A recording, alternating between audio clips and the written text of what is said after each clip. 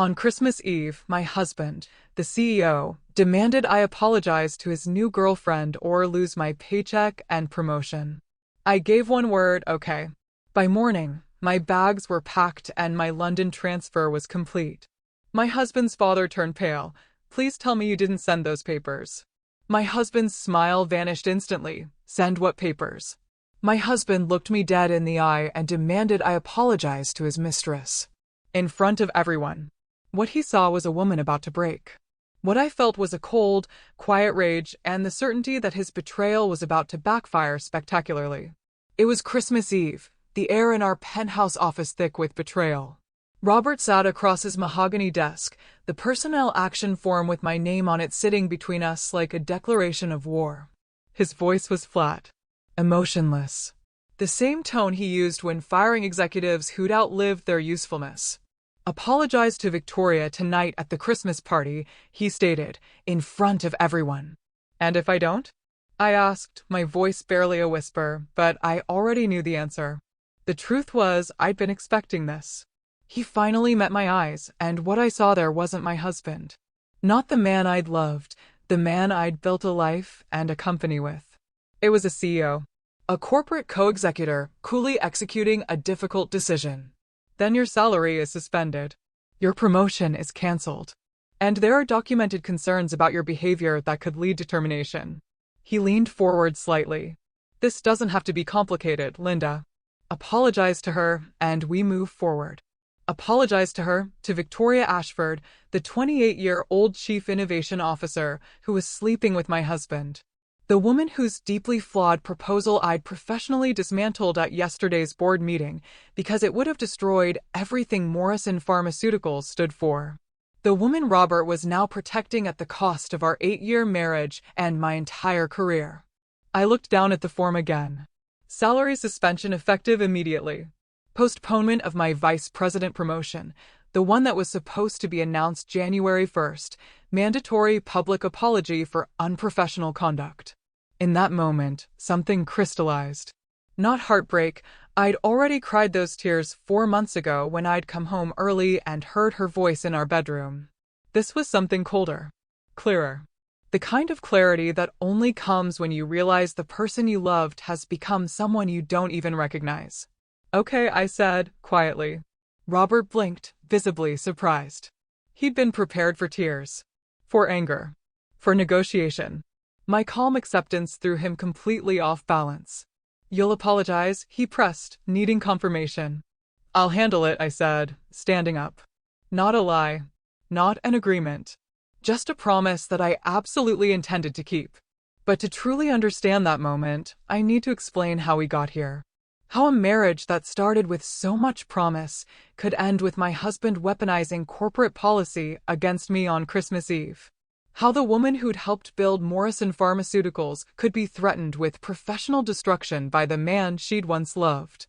It started 12 years ago, though I didn't recognize the warning signs then. I met Robert in graduate school. I was 26, deep into my PhD in biochemistry, spending 16-hour days in labs that smelled like formaldehyde and desperation. Robert was finishing his MBA. Charismatic. Ambitious. Full of grand visions. He'd sit beside me in the grad student lounge, asking real questions about my work. Not the polite, glazed-over questions most business students asked. He wanted to understand the science. My father runs a pharmaceutical company, he told me one day. Small operation, focuses on rare diseases, pediatric cancers, genetic disorders. Conditions that affect thousands, not millions. It's noble work, but it's bleeding money. Dr. James Morrison had founded Morrison Pharmaceuticals 30 years earlier with a mission that was almost quaint in its idealism, a moral obligation to develop treatments for patients ignored by market forces. Beautiful in theory. In practice, it meant the company existed in a state of perpetual near-bankruptcy, sustained by Dr. Morrison's stubborn refusal to quit. I want to change that, Robert had said, his eyes bright with conviction. I want to prove you can do well by doing good. That ethics and profit don't have to be mutually exclusive. God, I believed him. Every word. We got married 8 years ago, right after Robert took over as CEO. Dr. Morrison stepped back, ready to let his son take the company in new directions. Robert asked me to join the company as Director of Strategic Planning, using my scientific background to evaluate drug candidates, build partnerships, develop frameworks for sustainable growth. "We'll do this together," he promised on our wedding night. "Your science and my business sense. We'll build something extraordinary." And for a while, we did. I threw myself into Morrison Pharmaceuticals with the same intensity I'd brought to my doctoral research. I built the strategic planning framework from scratch. Within 4 years, we tripled revenue. We secured partnerships with major research hospitals. We brought 2 new treatments to market, one for a rare form of pediatric leukemia, another for a genetic blood disorder. They weren't blockbuster drugs that would make billions, but they were saving children's lives. They were exactly what Morrison Pharmaceuticals had been founded to do. Dr. Morrison loved me for that. He'd introduce me at company events as the smartest person in this organization, and I'm including myself in that assessment. He trusted my judgment. Made me feel like I belonged in ways that had nothing to do with being Robert's wife. Those were good years. We were building something meaningful. Robert and I would work late together, reviewing proposals at the kitchen table, debating priorities, finishing each other's sentences. We felt like partners in every sense of the word. Then, success changed things. The Forbes profile came first. 30 under 30 in healthcare, Robert Morrison transforms his father's legacy. Then the Wall Street Journal feature. Speaking invitations. Board positions. Attention from venture capitalists. Robert started measuring worth by stock price instead of lives saved. He began having lunch with investors who cared only about returns, who asked questions like, "Why are you wasting resources on diseases that affect so few patients?" He'd come home from these meetings energized in ways that made me deeply uncomfortable, talking about optimizing our portfolio and pivoting to higher margin opportunities. "We could be so much bigger," he'd say. "We're limiting ourselves by staying focused on rare diseases. There's a whole market for age management treatments, cosmetic applications of existing compounds. The profit margins are incredible." I'd remind him why his father had started this company, why we'd both chosen this work. The children who were alive because of treatments we developed. "I'm not saying we abandoned them," Robert would respond, frustration creeping into his voice. "I'm saying we diversify. We use profitable products to fund the noble work. It's just smart business." But I'd seen this story before. Companies that started with ethical missions, promising to use profits from one area to fund research in another. It never worked that way. The profitable products always consumed more resources, demanded more attention, became the primary focus until the original mission was just marketing language on a website nobody read.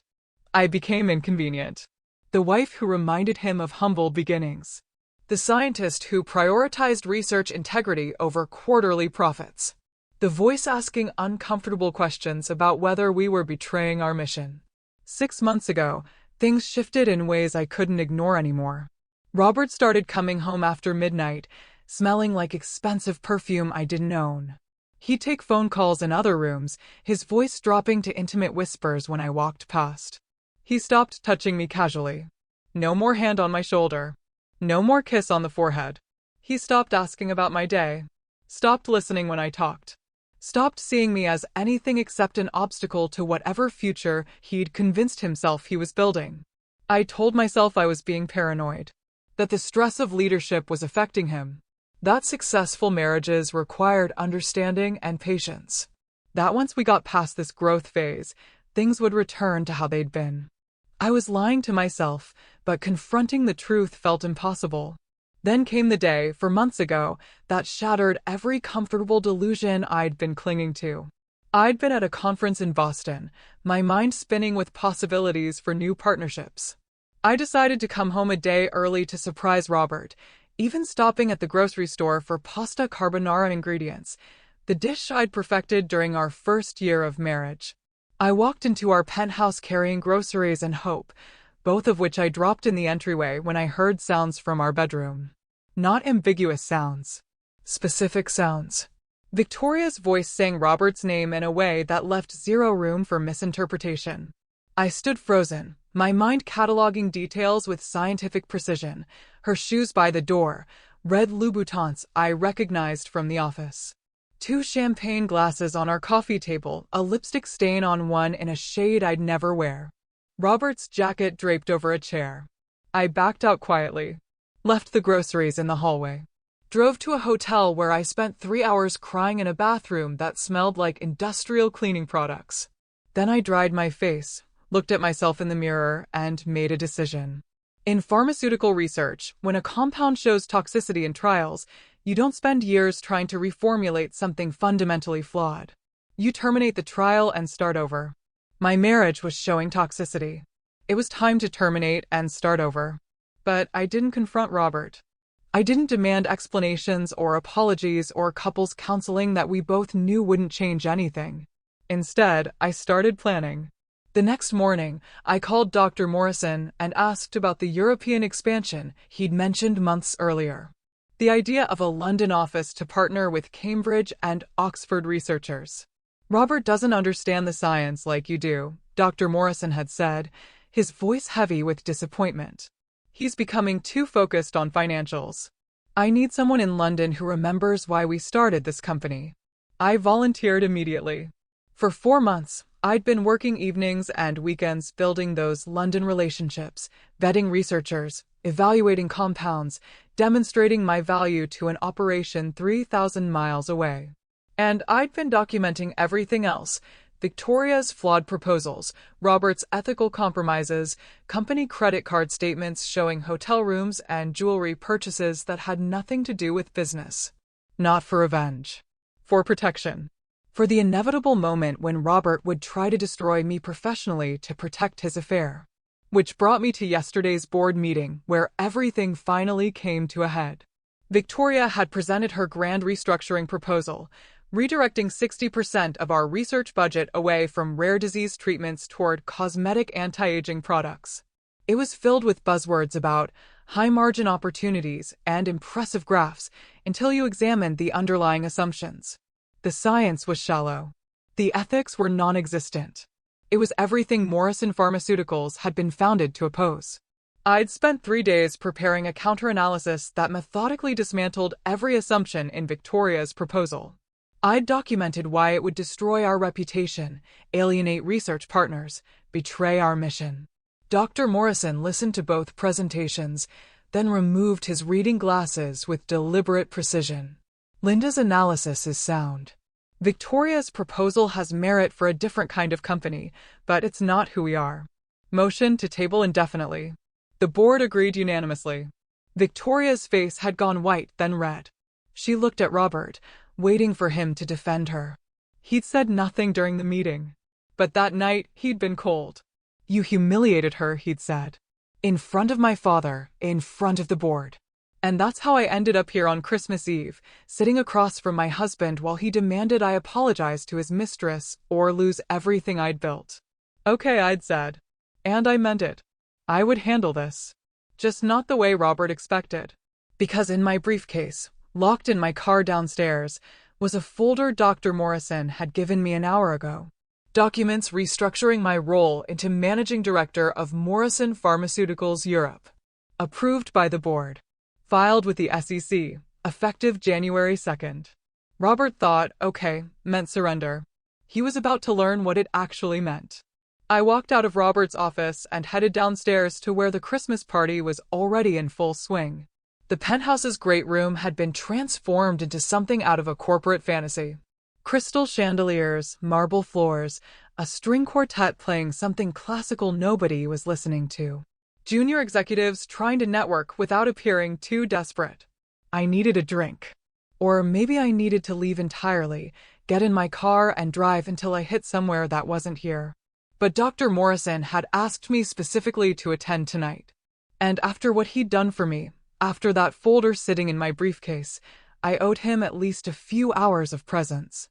I grabbed champagne from a passing waiter and positioned myself near the windows, watching the snow fall over Manhattan. My mind was still upstairs, still processing. Still feeling the cold shock of watching my husband weaponize corporate policy against me. Linda? I turned to find Jennifer Chin from Regulatory Affairs standing beside me, concern written across her face. We'd worked together for 6 years.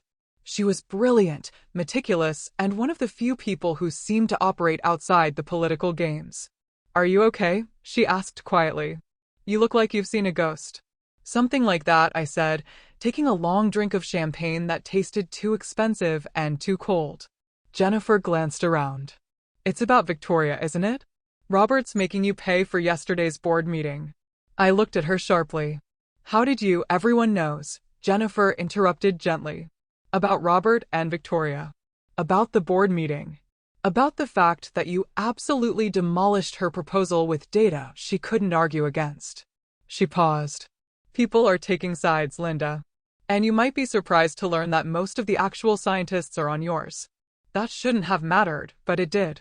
It mattered more than I wanted to admit. "Robert wants me to apologize to her," I said quietly. "Tonight. In front of everyone.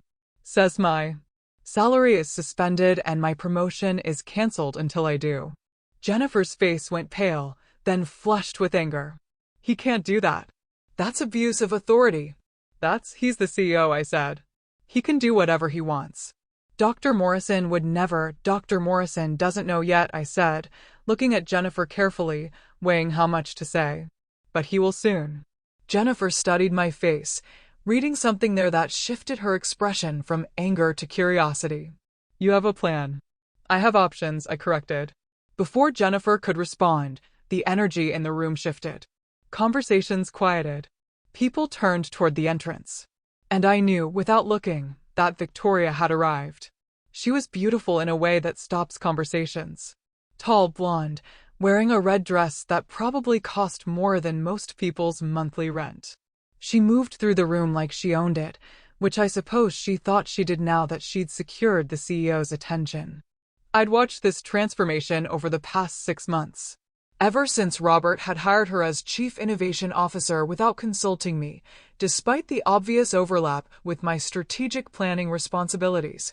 She'd arrived with credentials that looked perfect on paper: Stanford MBA, former consultant at Bain, a TED Talk on disruptive innovation in healthcare that had 2 million views. I'd watched that talk once, forcing myself through 18 minutes of buzzwords and inspirational platitudes that said absolutely nothing of substance if you actually understood pharmaceutical research. But Robert had been mesmerized. I remembered watching him during her interview presentation, seeing something in his eyes I hadn't seen in years when he looked at me. Fascination. Desire. That particular thrill of something new and shiny and untested. "We need fresh perspectives," he told me when I'd questioned the hire privately. "New ways of thinking. You're brilliant, Linda, but sometimes you're too focused on the science and not enough on the business." Translation: you care about the mission and that's become inconvenient. I should have fought harder then. Should have insisted on being part of the decision-making process. Should have recognized that Robert was already laying groundwork for my marginalization, choosing someone whose loyalty would be to him rather than to the company's founding principles. But I'd still been trying to be the supportive wife, still believing that questioning his judgment would make me look insecure rather than professionally concerned. Victoria saw me across the room and smiled. Bright, sharp, triumphant. She raised her champagne glass in a mock toast that made my stomach turn. "She thinks she's won," Jennifer murmured beside me. "She has won," I said. "At least, the battle she thinks we're fighting." "What does that mean?"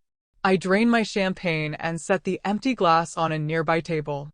"It means Victoria is playing checkers while the rest of us are playing chess." 3 months after Victoria's arrival, she'd presented her grand strategic vision to the board. The restructuring proposal that had led directly to yesterday's disaster and tonight's ultimatum. I'd spent 3 days preparing my counter-analysis, barely sleeping, surviving on coffee and the growing rage that came from watching someone with minimal pharmaceutical knowledge try to dismantle decades of meaningful work. Victoria's proposal had been full of impressive graphs and meaningless buzzwords, pivoting to high-margin opportunities, optimizing resource allocation, leveraging existing compounds for expanded market penetration. What it actually meant was abandoning children with rare genetic disorders in favor of selling anti-aging creams to wealthy consumers who didn't need them. The science was shallow, repurposing existing compounds for cosmetic applications, work that required minimal research but could be marketed at premium prices. The profit margins were undeniably attractive. The ethics were non-existent. I documented every flaw in her analysis, the false assumptions about market size, the underestimated costs of regulatory approval for cosmetic products, the complete failure to account for reputational damage when our lead researchers resigned in protest, which they would, and which I documented with signed statements from 3 department heads. When I presented at the board meeting, Victoria's face had gone white, then red. Her voice had gotten sharper and more defensive with each challenge, revealing that she didn't actually understand the science she was proposing to revolutionize. Dr. Morrison had listened to both presentations with his careful attention. When Victoria finished, he removed his reading glasses and set them on the table with deliberate precision. "Linda's analysis is sound," he'd said quietly. "Victoria's proposal has merit for a different kind of company, but it's not who we are." Motion to table indefinitely. The board had agreed unanimously. I should have felt vindication. Instead, I'd felt dread, watching Robert's face throughout the meeting, seeing him store every moment of Victoria's humiliation like ammunition he'd use later. Which he had. Less than 24 hours later, in fact. "Linda." I turned to find Robert standing beside me, Victoria at his side, her hand possessive on his arm. Up close, she was even more striking. Perfect makeup, perfect hair, that particular polish that came from having both money and time to maintain it. "Robert," I said evenly. "Victoria." "We need to talk," Robert said, his voice carrying that flat authority that meant this wasn't a request. "I thought we already did," I replied. "In your office. About 30 minutes ago." Robert's jaw tightened. "I meant all 3 of us." "Victoria deserves an explanation for yesterday's." "Victoria got an explanation yesterday," I interrupted, looking directly at her. "At the board meeting, where I presented data showing why her proposal would damage the company my father-in-law spent 30 years building." Victoria's smile didn't waver, but something cold entered her eyes. "It's interesting that you frame it that way, as if protecting outdated business models is the same as protecting the company's future. It's interesting that you think anti-aging creams represent the future of pharmaceutical research," I countered. "But then, you've never actually worked in pharmaceutical research, have you? Just consulted on it from the outside for companies that prioritize profit over patients." "Linda." Robert's voice carried a warning. "What?" I looked at him. "Did you want me to apologize now? Here? Is that what this conversation is about?" Robert glanced around, noticing that we'd attracted attention, that nearby conversations had gone quiet as people sensed a confrontation. "Not here," he said tightly. "Upstairs. In my office. 5 minutes." He walked away without waiting for confirmation, Victoria following, her red dress a slash of color through the neutral-toned crowd. Jennifer appeared at my elbow. "Please tell me you're not going up there alone." "I'm not alone," I said quietly. "I have everything I need." "Linda, he's going to try to force this in front of her. He's going to make you choose between your dignity and your career." "I know," I said.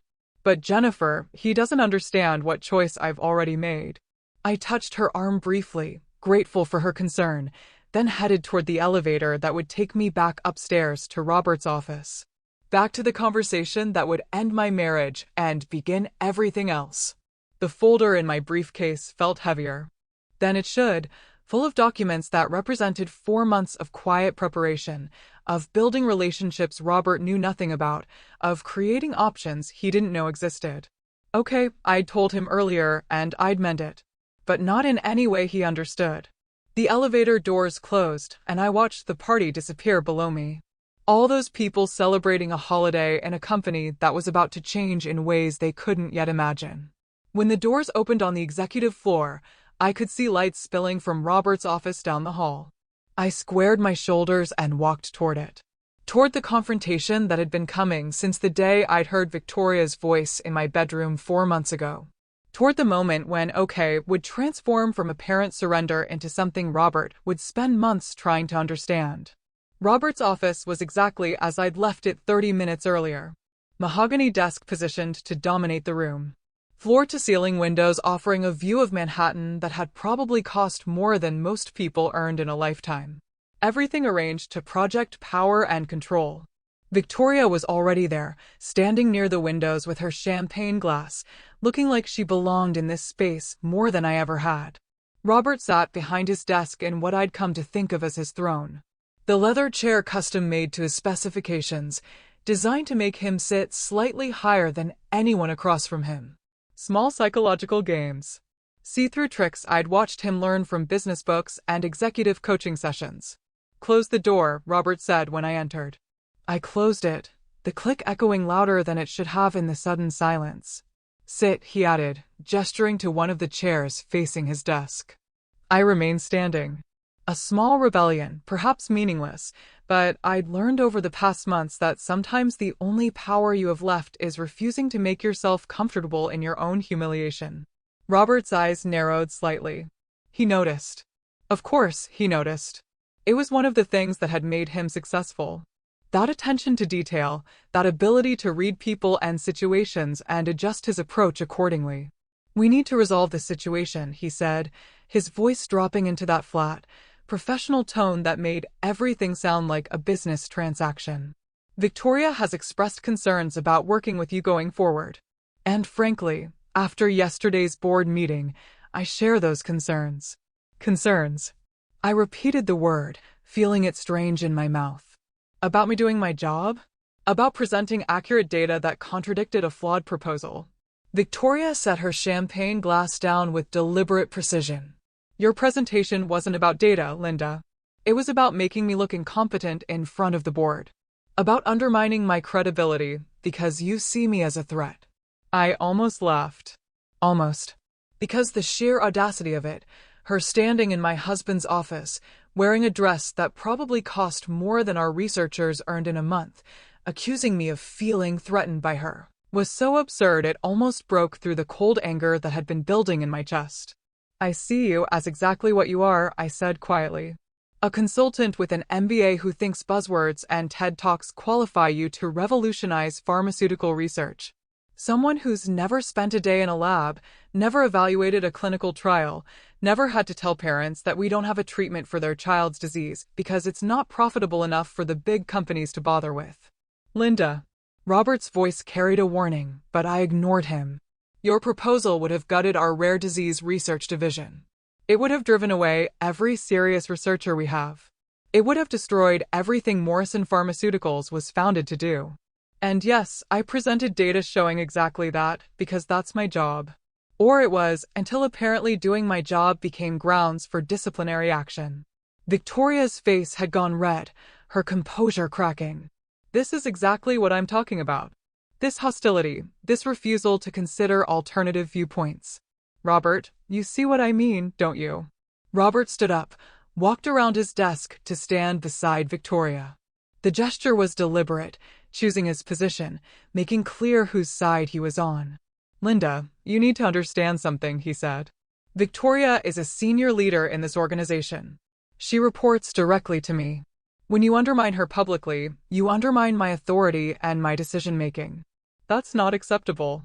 "What's not acceptable," I said, my voice still quiet, but carrying an edge now, "is using your position as CEO to protect your personal relationship at the expense of the company's mission and your wife's career."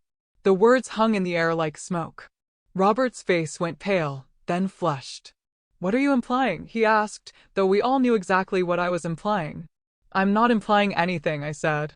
"I'm stating facts. You hired Victoria without consulting me despite obvious overlap with my responsibilities. You've supported her proposals over the objections of experienced researchers. You're now using HR mechanisms to punish me for presenting data that contradicted her strategy. Either your judgment has been catastrophically compromised, or you're deliberately sabotaging me. Neither option reflects well on your leadership." Victoria made a sound that might have been a laugh or might have been something else entirely. "This is incredible, Robert. She's actually accusing you of professional misconduct because she can't accept that her approach is outdated and her attitude is toxic." "My approach saved the company from a strategic disaster," I shot back. "Your approach would have turned us into just another cosmetics company, chasing profit margins while children with rare diseases continue to suffer because no one will develop treatments for them. Enough. Robert's voice cut through the argument with CEO authority. This is exactly the problem, Linda. This inability to collaborate. This need to be right at everyone else's expense. This is why we're here. He walked back to his desk, opened a drawer, and pulled out the personnel action form I'd seen earlier. He laid it on the desk between us like evidence at a trial. This is effective immediately, he said, and his voice had gone completely flat now, emotionless in that way that meant he'd made a decision and wouldn't be swayed. Your salary is suspended pending resolution of documented concerns about your professional conduct. Your promotion to vice president is postponed indefinitely, and you're required to issue a public apology to Victoria, acknowledging that your approach at yesterday's board meeting was inappropriate. I stared at the form, reading the words again, even though I'd already seen them. Unprofessional conduct towards senior leadership. Failure to demonstrate collaborative approach. Concerns regarding judgment and team dynamics. Corporate language designed to sound objective while meaning whatever the person wielding it wanted it to mean. This is retaliation, I said quietly. Using company policy to punish me for challenging Victoria's proposal. Using your authority as CEO to protect your, I paused, choosing my words carefully. Professional relationship with her. This is accountability, Robert countered, for behavior that multiple people have documented as problematic. Multiple people? I repeated. You mean Victoria, who documented concerns. After I contradicted her at a board meeting? That's not multiple people. That's one person with a vested interest in discrediting me. There are other complaints, Robert said. From researchers who felt bullied by your management style. From colleagues who've experienced your dismissive attitude toward ideas that don't align with your vision. This was news to me. Researchers complaining about me? I'd spent 8 years building relationships with our research teams, defending their work, fighting for resources. The idea that they'd complained about me felt like fiction, unless Robert was simply making it up, creating a paper trail to justify what he was about to do. Show me the documentation, I said. These complaints from researchers. I want to see them. That's part of the HR investigation, Robert said. You'll have access to relevant materials through the proper channels. In other words, I said, you can't show me because they don't exist. In other words, Robert's voice was getting harder now, frustrated that I wasn't simply accepting this. There are proper procedures that we're following. Linda, I'm trying to handle this professionally. I'm giving you a chance to resolve this without it escalating further. All you need to do is acknowledge that your approach was inappropriate and commit to better collaboration going forward. Better collaboration, I said. Meaning I should support Victoria's proposals even when they're fundamentally flawed? Meaning I should stay quiet when I see strategic mistakes being made? Meaning I should prioritize protecting egos over protecting the company's mission? Meaning you should treat senior leadership with respect? Victoria interjected. Meaning you should find ways to express concerns that don't involve humiliating people in front of the board. Meaning you should recognize that you're not the only person in this company with valuable insights. I looked at her. Really looked at her, trying to understand what she actually wanted. Was this about professional ambition? About securing her position by eliminating someone she saw as competition? Or was it something more personal? Proving to herself, to Robert, to everyone, that she'd won, that she'd successfully replaced me in every aspect of his life. Maybe it was all of those things. Maybe people's motivations were never as simple as we wanted them to be. I'm not apologizing, I said, turning back to Robert. Not to her. Not to you. Not to anyone. I presented accurate data at a board meeting using appropriate professional channels. If Victoria is embarrassed by having her proposal rejected, that's a consequence of submitting a flawed proposal, not of me being unprofessional. Robert's jaw tightened.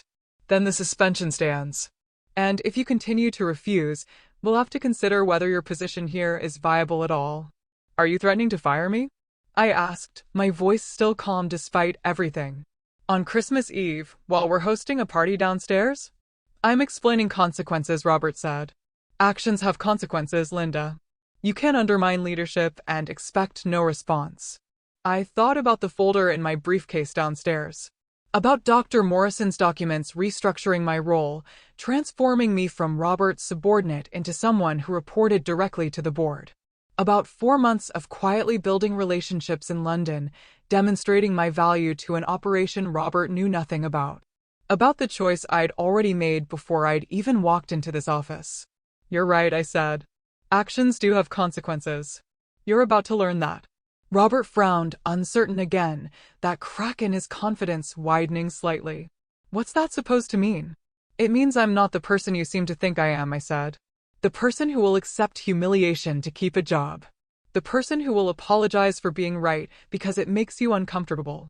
The person who will stay in a company where the CEO uses his authority to protect his affair at his wife's expense. You need to be very careful about what you're implying, Robert said, his voice dropping to something dangerous. I'm not implying anything, I said again. I'm simply stating that I won't be apologizing to Victoria. I won't be accepting this suspension, and I won't be staying in a position where my professional judgment is weaponized against me because it conflicts with your personal interests. Victoria laughed. Sharp. Brittle. So what? You're just going to quit? Walk away from everything you've built here? Because that's what happens when you refuse to be a team player, Linda. You isolate yourself. You end up with nothing. Maybe, I said. Or maybe I end up with something better. Something that doesn't require compromising my integrity or watching the mission I believed in get dismantled for profit margins and ego. I turned toward the door, done with this conversation, done with trying to make them understand something they had no interest in understanding. Linda, wait. Robert's voice stopped me at the threshold. If you walk out of here without agreeing to these terms, there's no coming back. This is your last chance to handle this the easy way. I looked back at him, at this man I'd married 12 years ago when I still believed love and ambition could coexist without destroying each other. Okay, I said, the same word I'd said earlier, the word he'd taken as surrender. But this time, I saw the flicker of doubt in his eyes. The beginning of understanding that maybe, just maybe, he'd miscalculated something fundamental. I'll handle this, I added. Tonight, at the party, you'll get your answer. Then I walked out, leaving them standing in that office, probably already congratulating themselves on winning a battle they didn't understand they just lost. The war was over before they even knew it had started. If you're still with me, still hooked on this tale of quiet power and strategic revenge, then do me a favor, smash that like button and hit subscribe. More unbelievable stories are coming, and you won't want to miss them. I walked out of Robert's office for the second time that night and took the elevator back down to the party. My hands were steady as I pressed the button, my breathing calm despite the adrenaline coursing through my system. The elevator descended smoothly, each floor taking me further from the confrontation upstairs and closer to the moment that would change everything. When the doors opened, the party was still in full swing. The string quartet had been replaced by a DJ playing something with a careful balance between festive and professional. Junior analysts were dancing now, emboldened by champagne and the temporary suspension of workplace hierarchies. I found Dr. Morrison near the windows where I'd left him earlier, watching the snowfall over Manhattan with the particular stillness of someone who'd lived long enough to recognize pivotal moments when they arrived. It's done, I said quietly, standing beside him. He didn't ask what I meant. He'd known this was coming from the moment he'd handed me that folder. You sure about London? He asked instead. Once you make this announcement, there's no walking it back. Robert will, he paused, choosing his words carefully. My son will not handle this well. I know, I said. But staying would destroy me. Slowly. Methodically.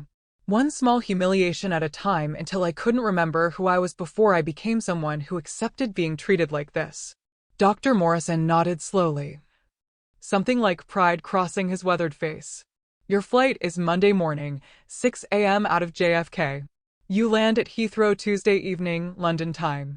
The apartment in Shoreditch should be ready by Wednesday. The team is excited. He went on, listing the progress already made, the introductions set up. I'd been working with that London team for 4 months through video calls and email, building relationships while my marriage disintegrated and Robert grew increasingly hostile. They felt more like colleagues than anyone in the New York office had in years. People who valued competence over politics. who cared about the work itself rather than using it as a stepping stone. Thank you, I said to Dr. Morrison, meaning it for so much more than just the job. For seeing what Robert was becoming. For giving me a way out that wasn't just running away. You earned this, he said firmly.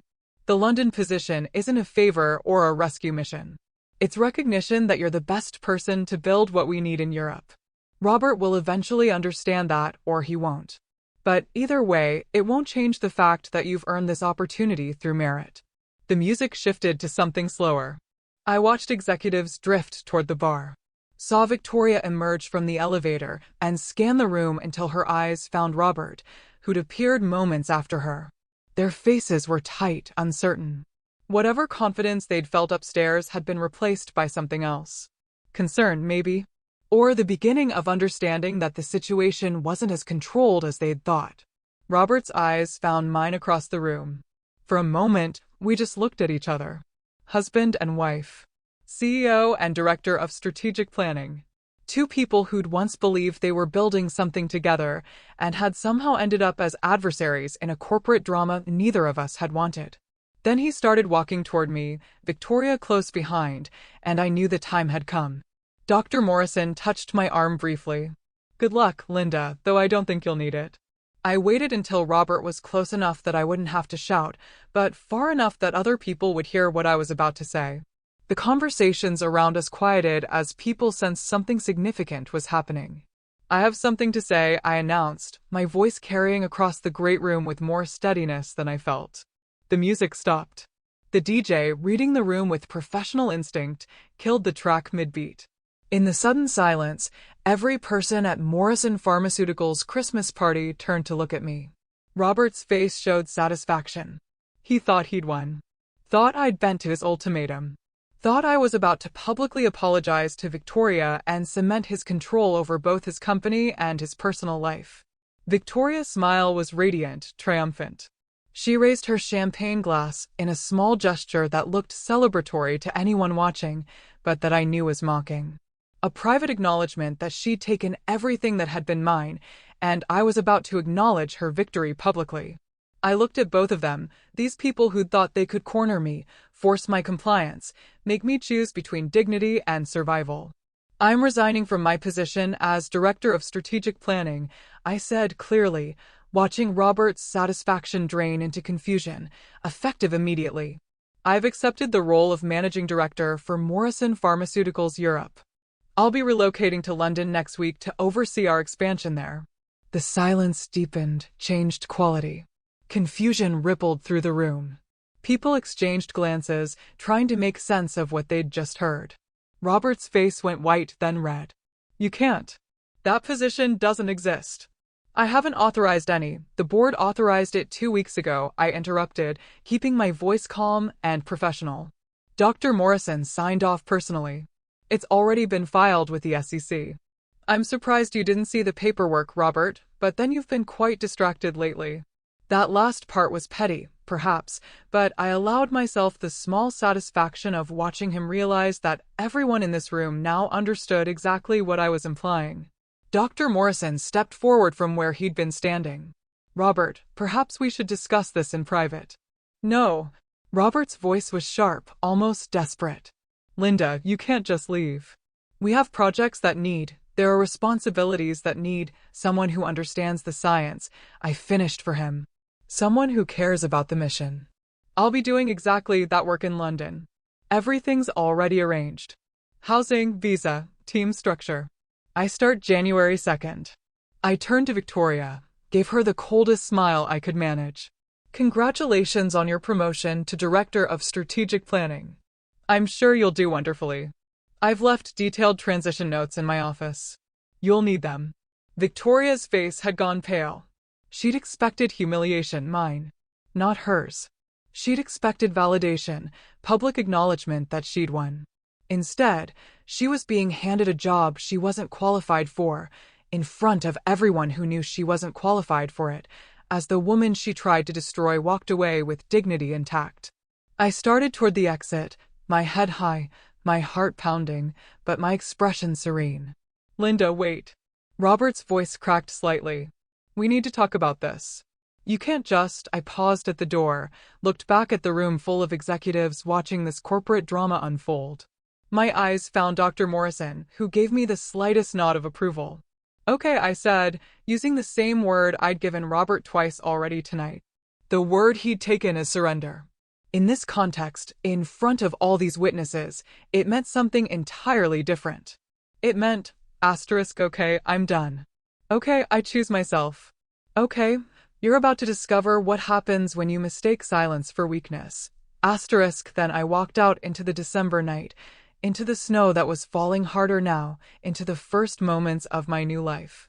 Behind me, I heard Robert's voice, loud with panic. Dad, please tell me she didn't file the succession documents. Please tell me you didn't sign off on equity restructuring without consulting me. Dr. Morrison's response was quiet, but carried in the sudden silence. I consulted with the board, Robert. That's all the consultation required. Perhaps you should have paid more attention to what your wife was building instead of a deliberate pause, other concerns. I didn't stay to hear the rest. I had 36 hours until my flight to London, a hotel room near JFK waiting for me, and the beginning of a future that was finally entirely mine. The snow was cold against my face as I walked to where I'd parked my car. My phone was already buzzing with texts and calls, but I ignored them all. There would be time for logistics and explanations and the administrative dismantling of a marriage. But tonight, I just needed to feel this. The weight lifting from my chest. The possibility opening before me. The understanding that I'd chosen myself over everything else and the sky hadn't fallen. I'd survived. More than survived. I'd won, though not in any way Robert or Victoria would understand. I'd won by refusing to play their game, by building something they didn't know existed until it was too late to stop it. By saying okay and meaning something completely different from what they'd heard.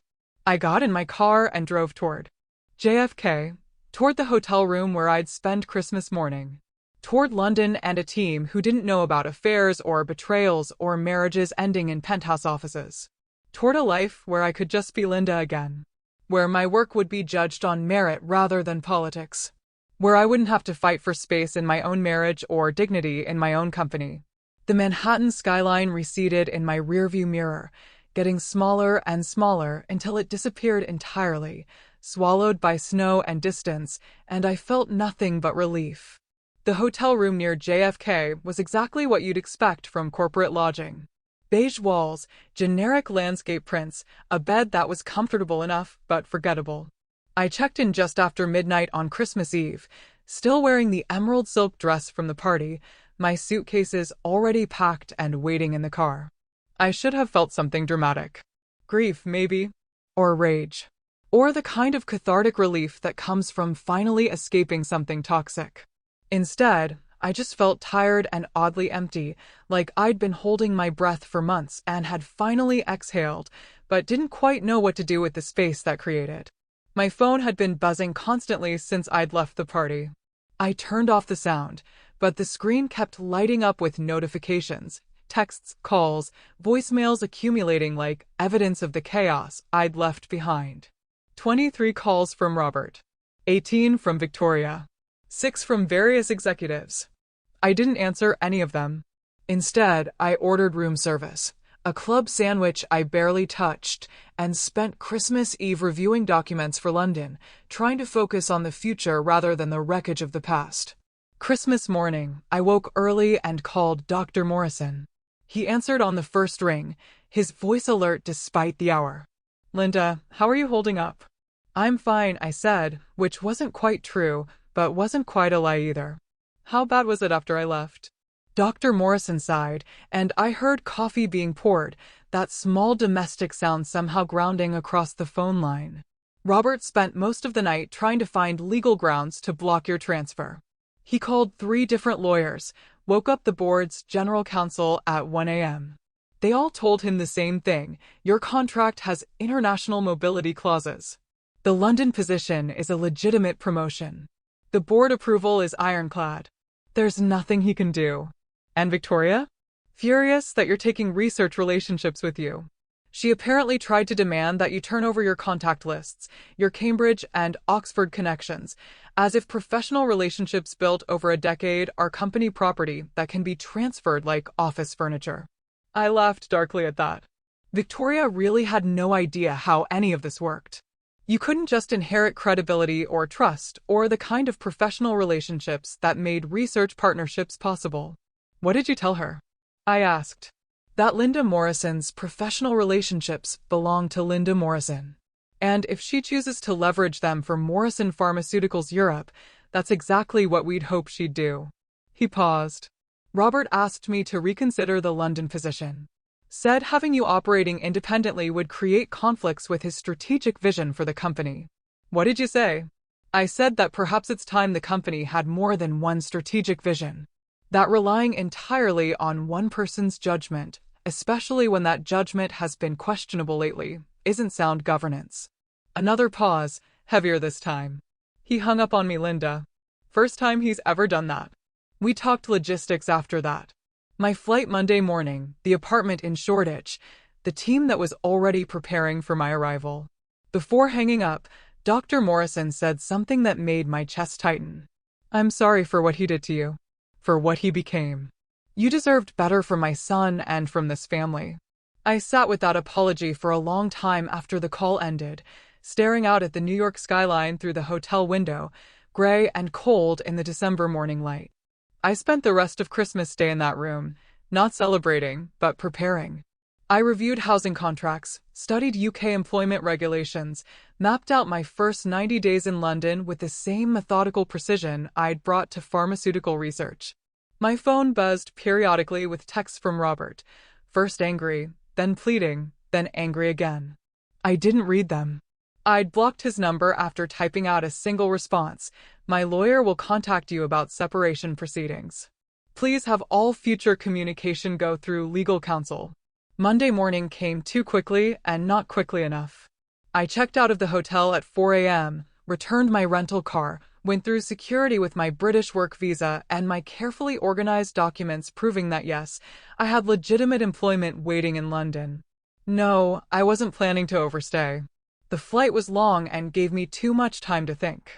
I'd brought work, research proposals to review, partnership agreements to study, but found myself staring out the window instead, watching the Atlantic scroll past below, that vast gray expanse separating my old life from whatever came next. I landed at Heathrow Tuesday evening, exhausted and disoriented by jet lag and the sheer magnitude of what I'd just done. But Marcus met me at arrivals with a sign that said Dr. Morrison and a genuinely warm smile, and something in my chest loosened slightly. Welcome to London, he said, helping with my luggage. The team is very excited to work with you. We've got your apartment ready, groceries stocked, even found a decent coffee maker since Elena mentioned Americans are particular about their coffee. That small kindness, the thoughtfulness of stocking groceries, of thinking about coffee preferences, made me feel more welcome than I'd felt in New York in years. The Shoreditch office was everything Dr. Morrison had promised. Modern but not ostentatious, filled with natural light, the kind of space where you could actually think rather than just perform productivity for whoever might be watching. My team was small, 8 people initially, but they were genuinely excited about the work we'd be doing.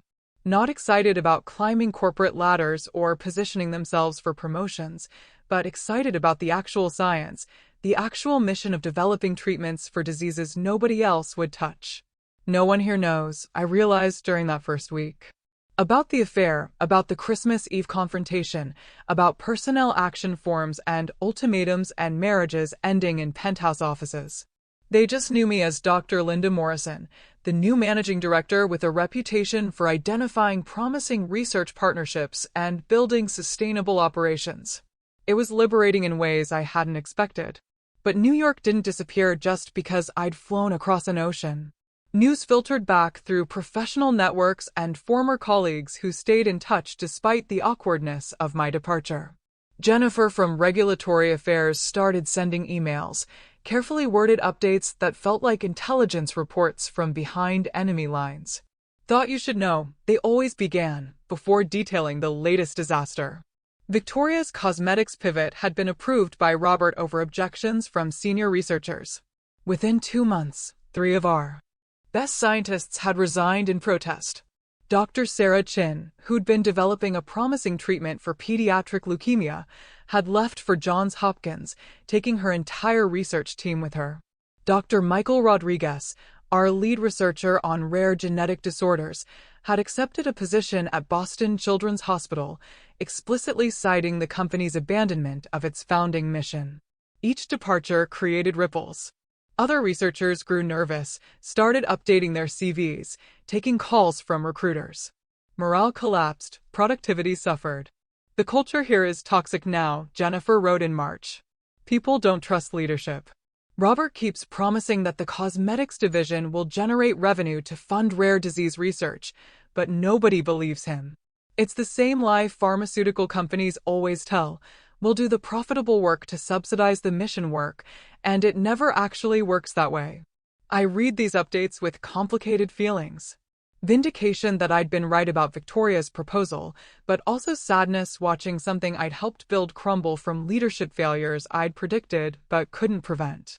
Mark from research operations called every few weeks, ostensibly with technical questions about projects I'd initiated, but really just checking on me, making sure London was working out. "You should see the Fortune profile they did on Robert," he said during one call in late spring. "It's incredible." Glowing praise for his bold strategic vision and willingness to make tough decisions. They make him sound like he's revolutionizing healthcare. I found the article later that day. Couldn't help myself, despite knowing it would just make me angry. The profile was exactly what Mark had described. Robert photographed in his corner office, looking confident and visionary. Victoria mentioned as his innovative chief strategy officer, driving expansion into high-growth markets. My departure referenced in a single sentence about restructuring leadership and amicable transition. Amicable. That word again, as if anything about what had happened was amicable. What the Fortune journalist hadn't mentioned, what they'd either missed or deliberately ignored, was the talent hemorrhaging from Morrison Pharmaceuticals, the erosion of academic partnerships, the quiet crisis happening beneath Robert's carefully managed public image. Does he believe his own spin now? I'd asked Mark. Or is he just performing for the cameras? I honestly don't know anymore, Mark had replied. He and Victoria are inseparable. She's basically COO at this point. They make every major decision together, and anyone who questions them gets marginalized or pushed out. Through Jennifer's updates, I learned that Victoria was struggling badly in her expanded role. Turns out an MBA and a TED Talk didn't actually prepare you to evaluate pharmaceutical research or build relationships with academics who'd spent decades in the field. She tried to leverage my old Cambridge and Oxford contacts, but those relationships had been built on trust and scientific credibility she simply didn't possess. Dr. Hammond at Cambridge had apparently told her quite directly that he had no interest in partnering with a company that prioritized anti-aging creams over life-saving treatments. Dr. Adekunle Akon at Oxford had been more diplomatic, but equally firm. Morrison Pharmaceuticals' reputation had deteriorated significantly under new leadership. Victoria had responded by trying to buy partnerships, throwing money at institutions, offering inflated research grants, attempting to purchase credibility she couldn't earn. Some smaller programs had accepted the funding, but the top-tier researchers, the ones whose work actually mattered, had politely declined. She'd also made critical evaluation mistakes. Jennifer sent me a confidential email detailing how Victoria had approved 3 cosmetic research projects that were scientifically questionable at best. One compound had shown liver toxicity in early trials, but Victoria had pushed it forward anyway, convinced the marketing potential outweighed the risks. The FDA had killed that project before it even reached phase 1 trials. Cost to Morrison Pharmaceuticals, $8 million and significant reputational damage.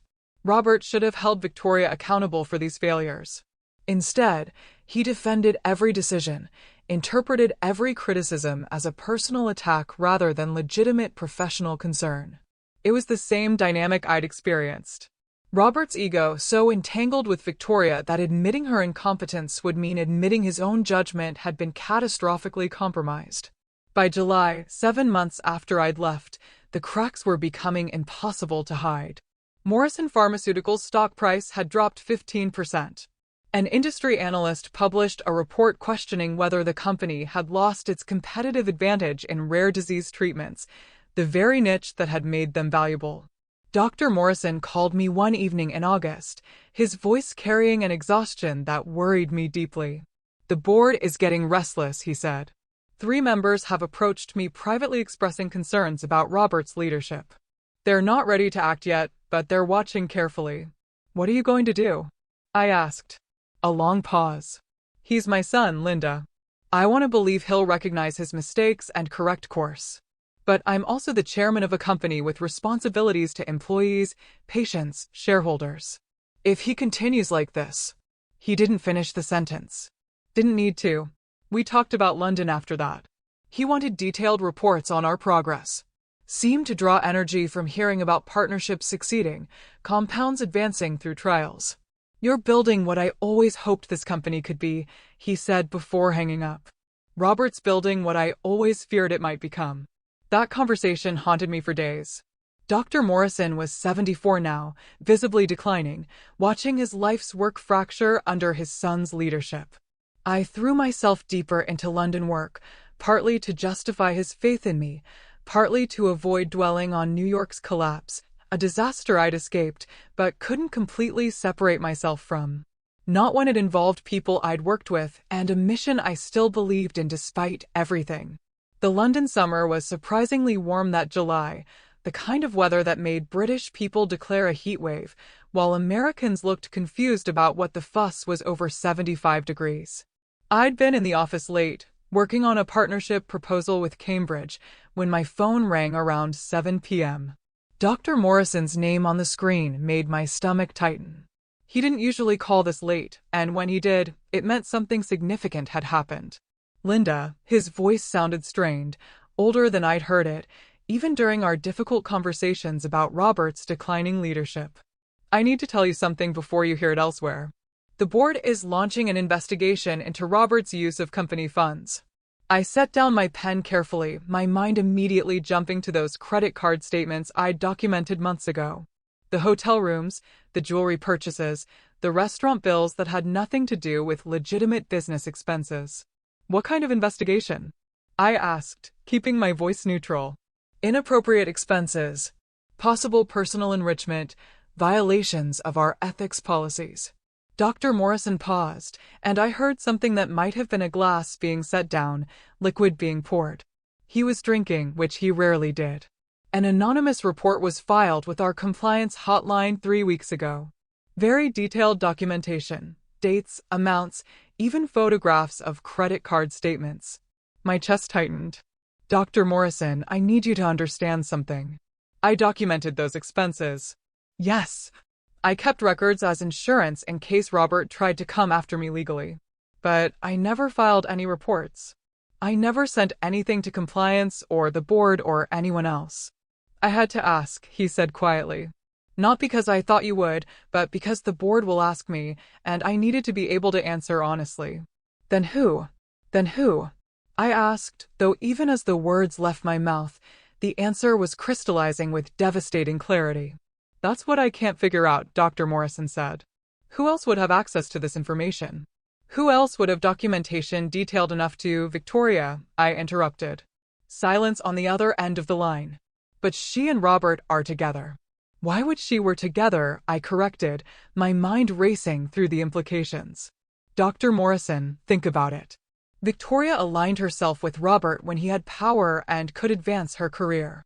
But what's been happening over the past 7 months? I could hear him thinking, connecting dots. The researcher departures, the failed projects, the stock price decline. Exactly. Robert's reputation has been declining steadily. The board has been questioning his judgment, and Victoria has been struggling, visibly, in her role. She can't build academic partnerships. She's made costly evaluation mistakes. She's basically proven that she's not qualified for the position Robert gave her." I stood up, pacing my office as the pieces fell into place. She's cutting ties before the ship sinks. And what better way than to position herself as a whistleblower? She can claim she was uncomfortable with Robert's ethics all along, but felt too vulnerable to speak up until now. She distances herself from his failures, gets credit for doing the right thing, maybe even angles for his position when he's forced out. Dr. Morrison was quiet for a long moment. That's extraordinarily calculating. That's Victoria, I said. She's always been calculating. That's what made her successful as a consultant. The ability to read situations and position herself advantageously. Robert mistook that for genuine connection because he wanted to believe someone that beautiful and ambitious actually cared about him rather than what he could do for her. God, Dr. Morrison said softly. What have I let happen to my company? You didn't let anything happen, I said firmly. Robert made his choices. Victoria made hers. You're the one who created alternatives, who made sure the mission could survive regardless of what happened in New York. London is thriving because you had the foresight to build something separate from Robert's leadership. We talked for another 20 minutes about the investigation, how external counsel had been brought in, how thoroughly they were reviewing expenses, how Robert would be given a chance to explain, but the documentation was apparently damning. If the board asks for your documentation, Dr. Morrison said before hanging up, would you provide it? I thought carefully. If it's necessary to protect the company, yes. But I won't volunteer it. I don't want to be the vindictive ex-wife who brought him down. If Victoria's evidence is sufficient, let that be enough. The investigation took 3 months. I heard about it in pieces through Dr. Morrison's periodic updates, through Jennifer's increasingly detailed emails, through the strange silence from other New York contacts who suddenly didn't know what to say to me. Jennifer's access to board-level gossip turned out to be surprisingly comprehensive. Her emails painted a picture of methodical demolition as external counsel interviewed employees, reviewed transactions, built a timeline that couldn't be explained away. They found nearly $200,000 in inappropriate expenses over 18 months, she wrote in September. Hotel suites, jewelry that never appeared on any gift disclosure forms, restaurant bills that clearly weren't business-related. And here's the part that's really damaging. Robert approved consulting contracts with a firm owned by Victoria's brother. Never disclosed the connection. Never went through proper conflict of interest review. Basically used company money to funnel income to Victoria's family. I read that sitting at my desk in Shoreditch, watching rain streak the windows, feeling something complicated twist in my chest. Not satisfaction exactly, but a kind of grim validation. I'd been right about Robert's judgment being compromised. I'd been right that his relationship with Victoria was affecting his professional decisions. I'd been right, and being right felt hollow and sad rather than triumphant. Marcus knocked on my office door around that time, concerned about my expression. Everything okay? Just news from New York, I said, closing my laptop. Nothing that affects our work here. But that wasn't entirely true. Morrison Pharmaceuticals' reputation was taking hits that affected the entire organization, including the European division. Some potential partners were asking questions about leadership stability, about whether the company's mission was changing, about whether they wanted to associate with an organization that was making headlines for the wrong reasons. The board met today, Jennifer wrote in late September. Executive session, no minutes recorded. Robert looked like he'd aged a decade. Victoria wasn't there. Apparently, she's been put on leave pending investigation results. Rumor is she's negotiating her exit package behind the scenes. So, Victoria was getting out ahead of it. Smart. She'd position herself as someone who'd been caught up in Robert's misconduct rather than as an active participant. She'd probably land somewhere else within months. Her resume carefully scrubbed to emphasize successes while burying the disasters. That was how people like Victoria operated. Always thinking 3 moves ahead. Always positioning for the next opportunity. Always willing to sacrifice anyone who became inconvenient to their upward trajectory. In early October, Dr. Morrison called again. The board gave him a choice, he said. Resign quietly with basic severance or face termination for cause and possible legal action to recover the misappropriated funds. What did he choose? I asked, though I already knew. Resignation. His lawyer advised it. Fighting would mean public trials, media coverage, everything becoming much uglier than it already is. Dr. Morrison's voice carried an exhaustion that worried me. There'll be a press release tomorrow. Standard language about pursuing other opportunities. The press release arrived the next morning, forwarded by Jennifer with no comment necessary.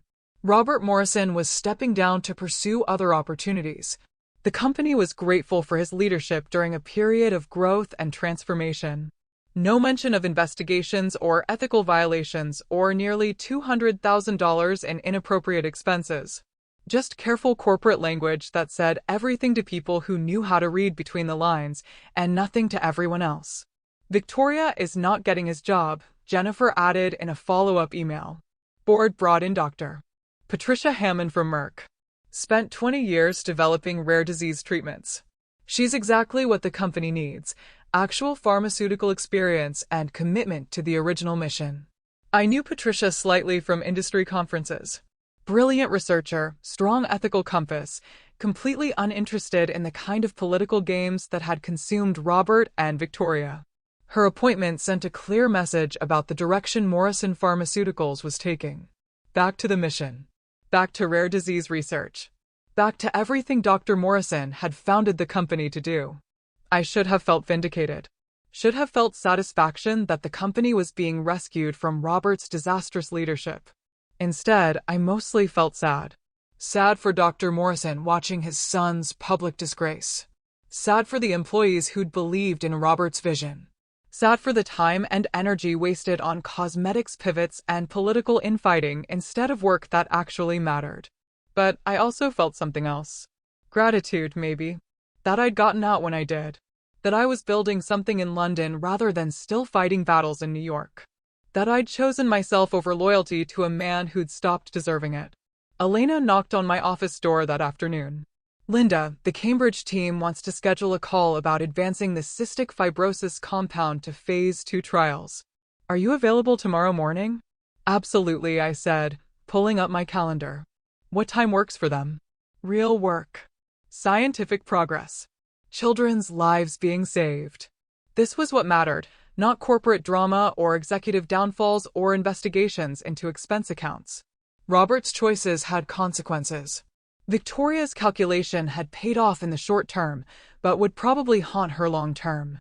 Dr. Morrison's company was being rescued by someone who actually understood its mission. Me. I was exactly where I needed to be, building something real while New York sorted through the wreckage of everything Robert had destroyed. The investigation concluded. Robert resigned. Victoria left quietly with her severance package and carefully crafted narrative. And Morrison Pharmaceuticals began the slow work of rebuilding its reputation under Patricia Hammond's leadership. I stayed in London, watching it all from across the Atlantic. Grateful for the distance. Grateful for the escape. Grateful that, okay, had meant exactly what I'd needed it to mean. Life in London had settled into a rhythm by the second year. The European division had grown from 8 people to 63, with offices now in London, Paris, and Berlin. We had 7 compounds in various stages of clinical trials, partnerships with 12 research institutions across Europe, and a reputation for being the part of Morrison Pharmaceuticals that had stayed true to the original mission. I'd made friends, actual friends, not just professional contacts. Emma, a researcher at Imperial College. David, a patent attorney who'd talked me through international intellectual property law over numerous pub dinners. Sarah, an American expat who ran a bookshop and reminded me that life existed beyond pharmaceutical research. I'd built a life, in other words. Not the life I'd imagined when I was 26 and getting married, but a good life. An authentic one. So, when the email arrived on a Tuesday morning in March, 2 years and 3 months after I'd walked out of that Christmas party, I almost deleted it without reading.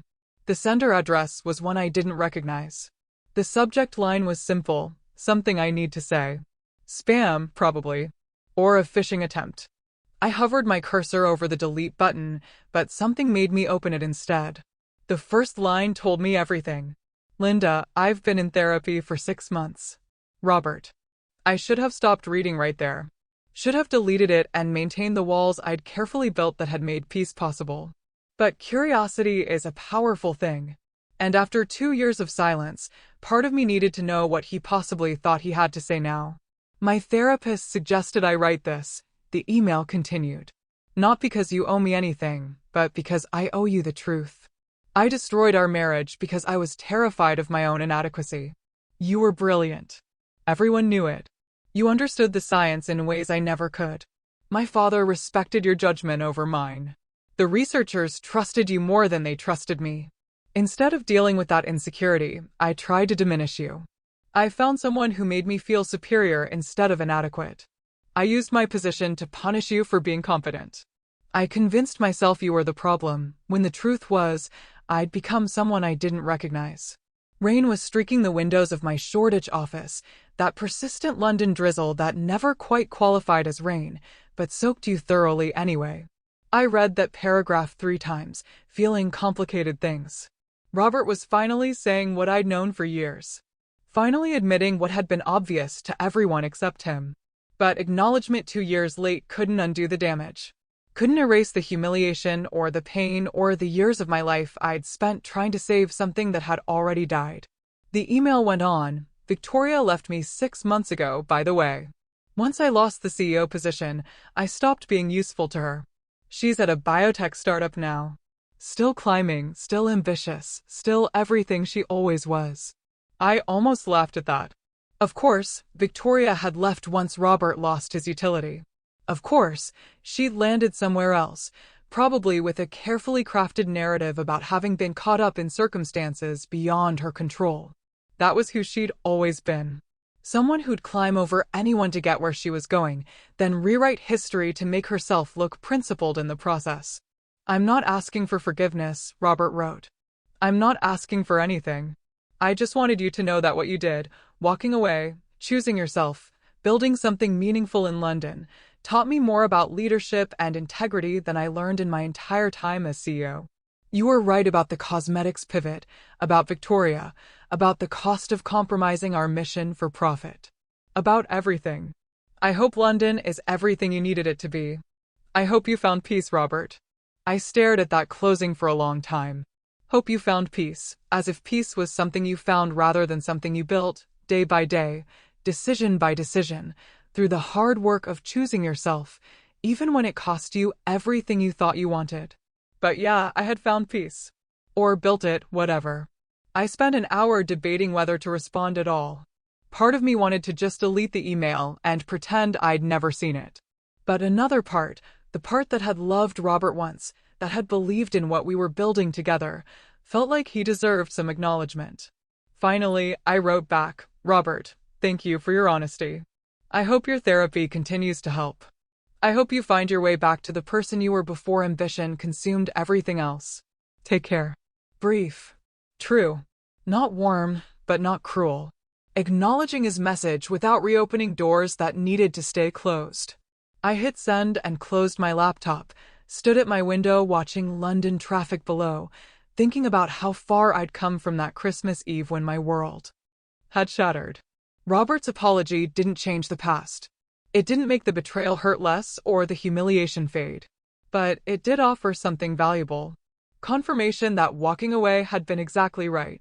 That the problem hadn't been me. That I'd made the only choice possible when staying would have meant slowly losing myself. 6 months later, on a cold September morning, I got a call from Patricia Hammond. Linda, her voice was gentle in a way that immediately made my stomach drop. I have difficult news.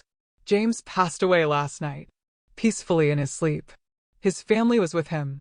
I sat down heavily, my office suddenly feeling too small, the air too thin. Dr. Morrison, the man who'd seen me as more than just Robert's wife. Who'd valued my judgment. Who'd given me the escape route that had saved my life. Gone. The memorial service is Saturday, Patricia continued, in Manhattan. I know it's short notice, but the family specifically asked that you be notified. They said James would have wanted you there. I flew to New York that Friday, my first time back since I'd left 2 years and 9 months earlier. The city looked the same, but felt different. Smaller. Somehow less overwhelming, as if distance had shrunk it in my memory. The memorial service was at a Presbyterian church in Midtown, packed with hundreds of people whose lives Dr. Morrison had touched, pharmaceutical industry leaders, researchers whose work he'd funded, patients, actual patients, children who were alive because of treatments Morrison Pharmaceuticals had developed under his leadership. Patricia gave a eulogy that captured him perfectly. James Morrison built a company on the principle that every life has value, that diseases affecting thousands matter just as much as diseases affecting millions. In an industry often criticized for prioritizing shareholders over patients, he was a beacon of what healthcare capitalism could be at its best. I sat in the third row, crying quietly, mourning not just Dr. Morrison, but everything he'd represented. The belief that you could be successful without being ruthless, that ethics and profit weren't mutually exclusive, that doing good and doing well didn't have to be opposing forces. Robert sat in the front row with his mother, looking older than his 42 years, smaller somehow, diminished in ways that went beyond physical appearance. Our eyes met once during the service. He nodded slightly. I nodded back. No words, no reconciliation, just acknowledgement that we'd both loved the man being remembered and mourned, even if we'd betrayed that love in different ways. After the service, Dr. Morrison's lawyer, a man named Harold Chin, who'd worked with the family for 30 years, pulled me aside. Dr. Morrison left something for you, he said, handing me an envelope. He asked that you read it privately. Back at my hotel that evening, I opened the envelope with hands that weren't quite steady. Inside was a letter in Dr. Morrison's familiar handwriting, dated 3 weeks before his death. Linda, if you're reading this, I'm gone. But before I go, I want you to know something. You saved my company. Not just the European division, but the whole organization. By staying true to the mission, by refusing to compromise your ethics. By choosing to build something real instead of destroying Robert out of revenge, you reminded everyone what Morrison Pharmaceuticals was supposed to be. I had to stop reading, overwhelmed by emotion, grief, and gratitude, and the weight of being seen so clearly by someone who'd mattered so much. Robert was my son, and I loved him. But you were the child of my vision, the one who understood what I was trying to build. Thank you for carrying that forward. Thank you for choosing integrity over revenge. The letter continued, and as I read the next paragraph, my breath caught. The company is yours now if you want it. The board is prepared to offer you the CEO position. I've left 40% of my voting shares to you, contingent on your acceptance. I stared at those words, reading them 3 times to make sure I understood correctly. Dr. Morrison had left me control of Morrison Pharmaceuticals. Not just a position, but actual voting shares, enough to have real power, real authority to shape the company's direction. But if London has become your home, the letter concluded, if you'd rather keep building there than return to New York, I understand. Do what brings you peace. You've earned that. With love and gratitude, James. I sat with that letter for hours, watching Manhattan lights come on as evening fell, thinking about choices and consequences and what it means to honor someone's legacy. Dr. Morrison had offered me everything. Control of the company. Vindication over Robert. The chance to return to New York as the victor in a war I'd never wanted to fight. The temptation was real. Part of me wanted to accept, wanted to prove I could lead the whole company, wanted the satisfaction of sitting in the CEO chair while Robert watched from wherever his life had taken him. But that would have been about ego, about revenge, about proving something to people whose opinions no longer mattered. And I'd learned something crucial in my 2 years in London. The best revenge isn't destruction. It's building something so good that their failure becomes irrelevant by comparison. I'd built that in London. I was still building it. The question was whether I wanted to give that up to return to New York and all the complicated history waiting there. I looked out at the Manhattan skyline, at the city that had once been my home, and I knew my answer. I flew back to London the next morning, Dr. Morrison's letter folded carefully in my bag, his words still echoing in my mind. The company is yours if you want it. 40% voting shares. The CEO position waiting for me. Everything I might have wanted 3 years ago, before the affair, before the ultimatum, before I'd learned that sometimes the thing you think you want most would actually destroy you. The call from Patricia Hammond came 2 days later, on a Wednesday afternoon while I was reviewing partnership agreements with the Karolinska Institute in Stockholm. Linda, Patricia's voice was warm but carried a professional uncertainty. I assume you've read James's letter by now. I have, I said carefully. Then you know the board is prepared to offer you the CEO position. I want to be clear. I was hired as interim leadership specifically because no one knew whether you'd accept the role James clearly intended for you. If you want to return to New York, I'll step aside. No hard feelings.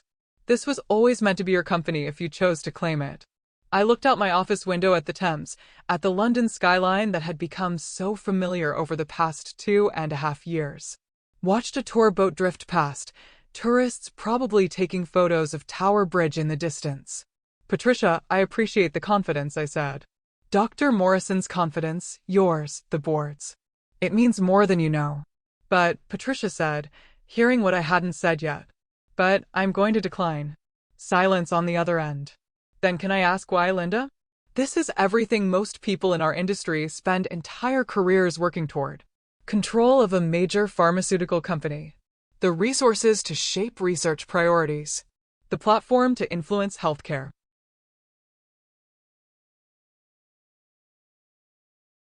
Policy. Dr. Morrison built all of this, and he wanted you to have it because I'm happy here, I said simply. I'm building something that matters. I have a team that functions on competence rather than politics. I make decisions based on science and ethics rather than stock prices and ego. I wake up every morning doing work that aligns with who I actually am.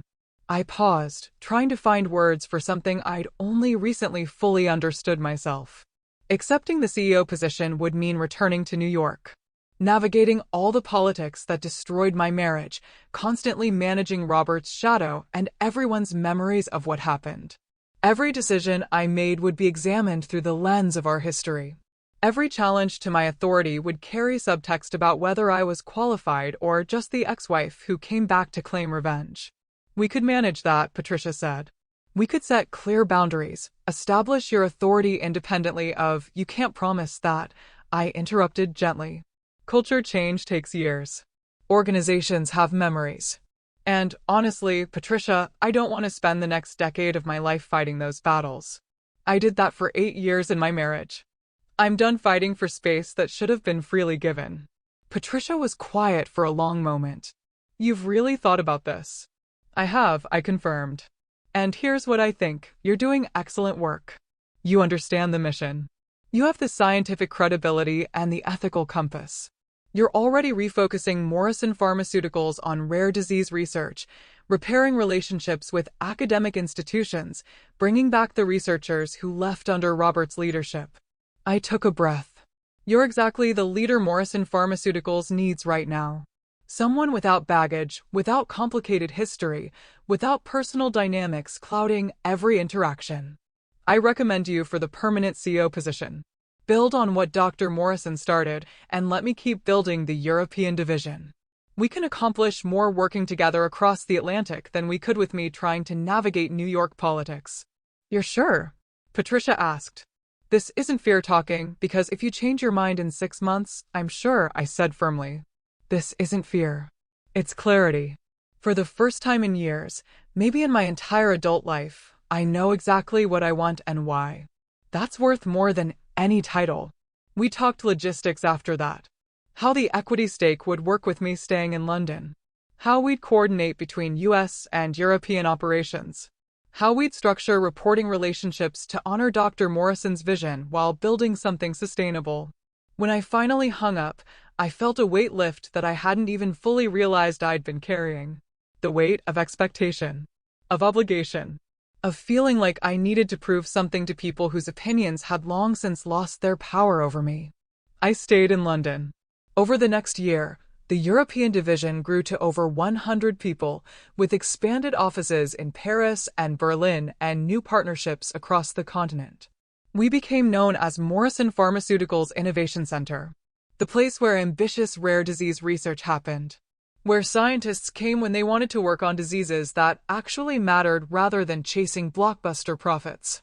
The The Karolinska Institute partnership yielded a promising compound for treating a rare form of muscular dystrophy. The Max Planck collaboration advanced research on genetic therapies for blood disorders. Cambridge and Oxford projects continued to progress through clinical trials. But the breakthrough came from an unexpected place. A small research group at the University of Edinburgh that Marcus had connected us with. They'd been working on a treatment for a rare form of pediatric leukemia that affected fewer than 300 children annually in Europe. Most pharmaceutical companies wouldn't touch it. The market was too small.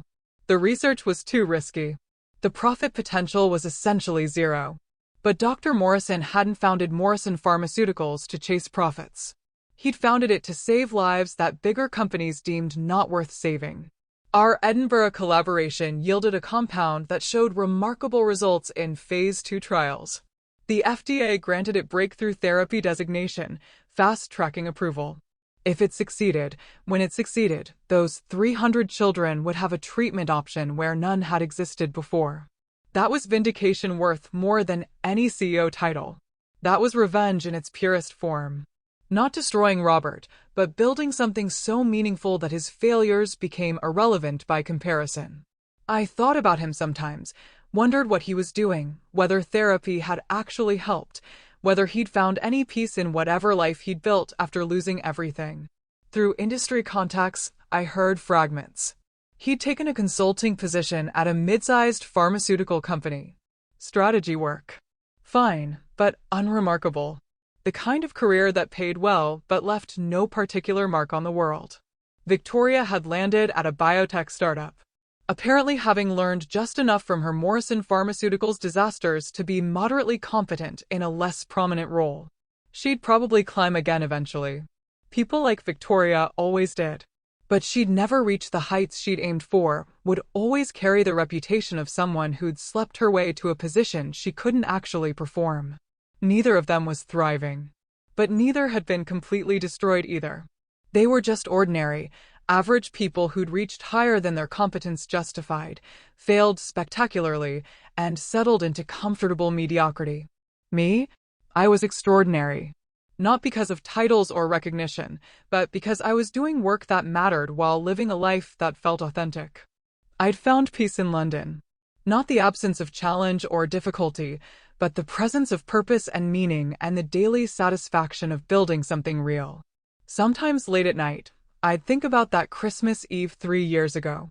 About standing in Robert's office while he demanded I apologize to his mistress. About saying that one word, okay, and watching his face shift from triumph to confusion to eventual horror as he realized what okay actually meant. Okay hadn't meant agreement or surrender. It had meant, okay, I see who you've become. Okay, I'm done trying to save something that's already dead. Okay, I choose myself. Okay, watch what happens when you mistake silence for weakness. Those 2 syllables had carried me across an ocean. Through years of rebuilding. Through the collapse of everything I'd thought defined me. Marriage, position, identity constructed around someone else's success. They carried me into something better. Something real. Something entirely mine. I'd learned that revenge doesn't have to be destruction. Sometimes the best revenge is simply living well. Building something meaningful. Finding peace. Constructing a life on your own terms rather than someone else's expectations. I'd learned that walking away isn't weakness. It's often the bravest choice you can make when staying would mean slowly losing yourself. I'd learned that the relationships worth keeping are built on mutual respect rather than need or obligation or complicated power dynamics where love and control become impossible to separate. And I'd learned that okay is sometimes the most powerful word in any language. Not because it agrees, but because it acknowledges reality and chooses differently. Sitting in my London office on a rainy Tuesday evening, reviewing research proposals that would save children's lives, surrounded by a team that valued competence over politics. Living in a city that had become home in ways New York never was. I finally meant it completely. I was okay. And that wasn't just enough. That was everything. The European division continued to grow. The Edinburgh compound advanced toward approval. New partnerships formed with research institutions I'd only dreamed of working with. Robert's shadow faded until it was barely visible, just a lesson learned rather than a wound still bleeding. Victoria became irrelevant. Someone I occasionally heard about through industry gossip, but who no longer occupied space in my thoughts. Dr. Morrison's legacy lived on, not in New York headquarters, but in London labs, in children's hospitals across Europe, in research that saved lives because it was the right thing to do, not because it was profitable. And I lived fully, authentically, on my own terms. Sometimes people asked if I regretted not taking the CEO position. If I wondered what might have been different if I'd returned to New York to claim the company Dr. Morrison had wanted me to have. The answer was always no. Because I'd learned the most important lesson of all. Winning isn't about claiming the biggest prize, or proving you were right, or making people who hurt you pay for what they did. Winning is choosing yourself. Building something meaningful. Finding peace. And by that measure, I'd won completely. I'd said, okay, 3 years ago, and okay, I meant now, not as surrender, not as acceptance of defeat, but as the most powerful declaration I'd ever made. Asterisk, I am okay. I chose myself. And that choice saved my life. Asterisk, if this story of quiet power and strategic revenge had you gripping your seat, smash that like button right now. My favorite part was when Linda said, okay, at the Christmas party and walked out with her head high, leaving Robert panicking. What was your favorite moment? Drop it in the comments below. Don't miss more powerful revenge stories like this. Subscribe and hit that notification bell so you never miss an upload.